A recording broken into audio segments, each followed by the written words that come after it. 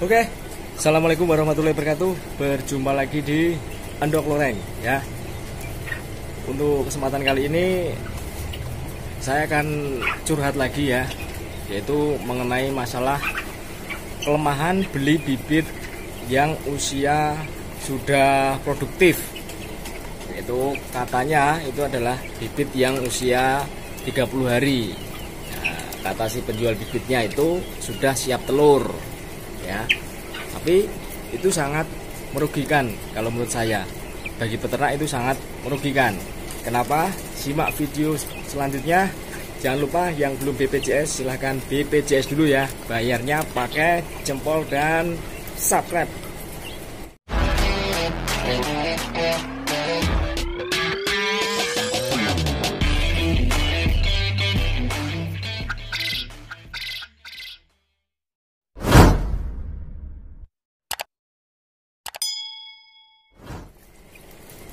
Oke teman-teman, jadi kali ini saya memiliki dua bibit puyuh ya, dan di sini sangat jelas sekali perbedaannya.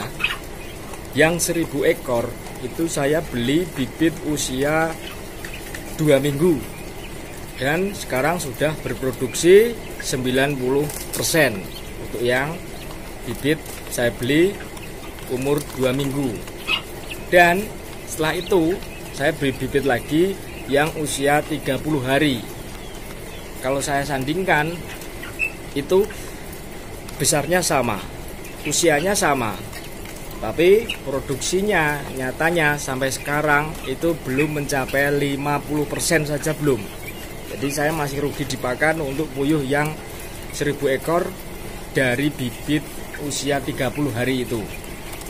Menurut saya, faktor-faktor yang mempengaruhi tersebut adalah, yang pertama adalah stres.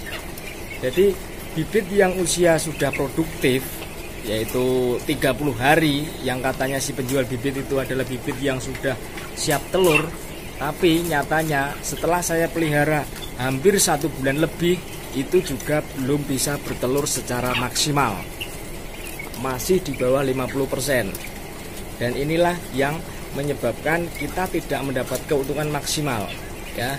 Walaupun sudah terangkat dengan bibit yang 1000, tapi untuk bibit yang 30 hari itu dia masih minus untuk pakannya, jadi belum mengembalikan pakannya, apalagi untung untuk bibit yang 1000 ekor usia 30 hari. Yaitu pengaruh yang pertama adalah stres, karena stres pindah tempat.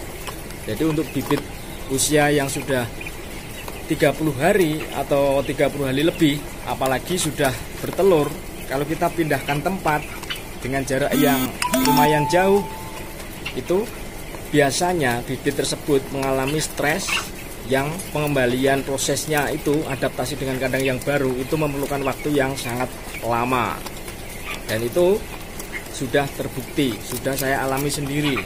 Jadi sekarang bibitnya itu usianya, besarnya itu sudah sama. Nanti bisa teman-teman cek. Jadi yang di sebelah sana itu adalah usia bibit yang saya beli 30 hari. Yang di sebelah kiri adalah bibit yang saya beli usia 2 minggu. Sangat jelas sekali perbedaannya. Untuk produksinya jelas molor sangat jauh ya. Faktor stres yang pertama. Kemudian yang kedua, kalau menurut saya itu adalah pada berat badannya. Walaupun kemarin pas datang itu bibit itu usia 30 hari dan bibit yang saya beli usia 2 minggu itu belum ada 30 hari, tapi berat badannya kalau kita pegang bibit yang usia 30 hari katanya si penjual itu, berat badannya sangat kurus sekali. Kalau kita pegang itu sangat gimana ya, gepeng ya, sangat kurus, gepeng-gepeng lah pokoknya. Jadi proses selain yang pertama adalah stres, kedua yaitu karena berat badan yang kurang ideal. Kenapa berat badan itu bisa kurang ideal? Biasanya di penjual bibit yang menyediakan bibit pulet usia 30 hari atau usia siap telur itu, dia merawatnya dari kecil pasti asal-asalan, asal hidup. Dia tidak mempertimbangkan berat badannya itu nanti ideal atau tidak. Yang penting dia jual bibit besar, usianya 30 hari, katanya siap telur, nyatanya setelah kita beli kita pelihara selama 1 bulan itu bisa bertelur cuma di bawah 50%. Jadi kalau kita ukur umurnya dari awal, bibit yang ada di sebelah itu sudah usia 2 bulan. Sama dengan bibit yang saya beli usia 2 minggu kemarin, sama-sama 2 bulan. Tapi nyatanya yang saya beli bibit usia 2 minggu itu sudah bertelur 90%. Dan yang saya beli bibit siap telur 30 hari itu masih di bawah 50%, ya. Jadi proses adaptasi dengan lingkungan baru, dengan suhu kandang, dengan kondisi stres perjalanan, itu yang pertama. Kemudian yang kedua adalah dengan proses penggemukan yang sangat lama. Jadi penggemukan puyuh yang sudah usia lebih dari 30 hari itu lebih lama dibandingkan proses penggemukan puyuh yang dimulai dari kecil. Kalau dari kecil kita bisa maksimalkan pakannya. Jadi pakannya itu tidak kita hemat, kita polkan, kita fullkan, kita maksimalkan untuk pemberian pakannya. Jadi di usia yang kurang dari 50 hari, bibit yang saya beli usia 2 minggu itu sudah bertelur. Ya, sekitar 40 harian itu sudah bertelur.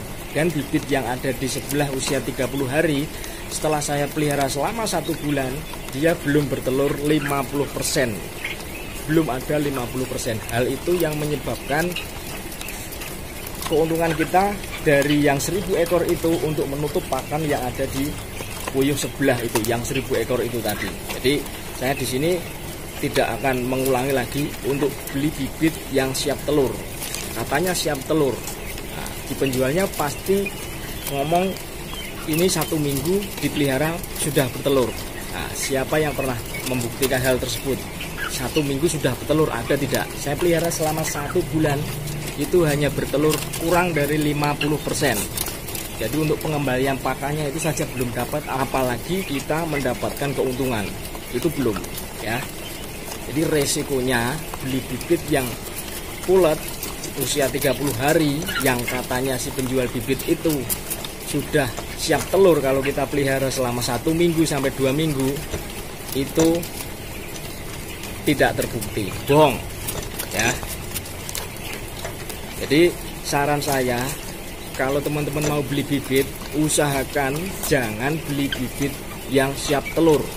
Memang untuk beli bibit yang usia siap telur itu untuk angka kematiannya itu kecil sekali karena bibit sudah besar, jadi angka kematiannya sangat kecil.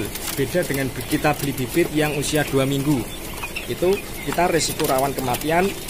Kita masih beli lampu untuk penghangat, kita susahnya di situ. Tapi untuk produksinya nanti lebih cepat yang kita beli bibit usia 2 minggu atau 1 minggu. Beda. Untuk pemeliharaannya kita bisa maksimalkan pakannya tidak kita hemat seperti di penjual bibit yang menjual bibit usia 30 hari itu dengan pemberian pakan mungkin sudah dicampur bekatul, atau mungkin pemberian pakannya asal-asalan dihemat. Jadi setiap pagi atau sore, jadi ada puyuh itu waktunya berpuasa sangat lama sekali. Dan itulah yang menyebabkan puyuh tersebut usianya dapat 30 hari tapi berat badannya itu tidak ideal. Idealnya saya pernah nimbang itu ya, usia puyuh kalau sudah bertelur untuk jenis bibit blaster kecil, blaster yang kecil itu berat badannya 130 sampai 135 gram. Nah, dan saya beli bibit usia yang 30 hari itu berat badannya ternyata masih di bawah 100 gram. Coba bayangkan, kita harus penggemukan ulang untuk memaksimalkan berat badannya supaya ideal. Itu butuh waktu yang lama dan kita rugi di pakan.